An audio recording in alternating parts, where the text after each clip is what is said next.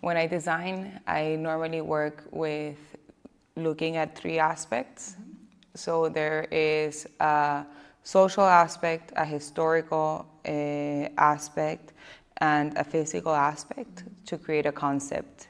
This I learned when I was working in Miami, and ever since I've kept it with me. So this gives you like a very grounded concept and one that becomes like a solid story to be intentional.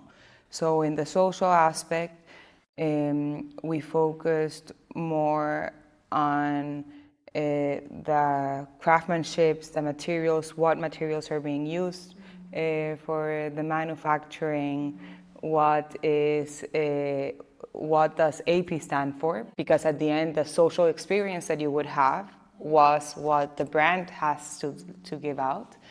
And that was that gives us the metal, that gives us the black stone, that gives us the wood that we are talking about for the dining table, and the reflective surfaces as well, because that's what you have at the end product.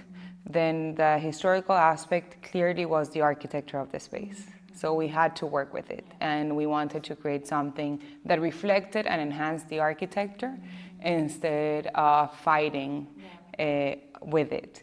And then on the physical aspect, we focused more on the Lake of Zurich and the rivers, essentially, that brings all the reflections of the cities.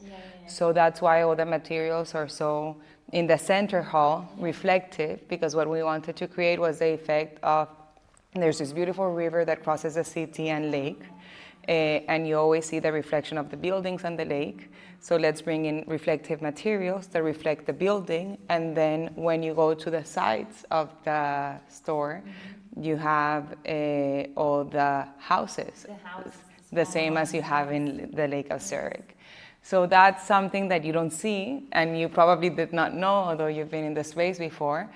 But it gives you, exactly, it gives you that feeling of intimacy.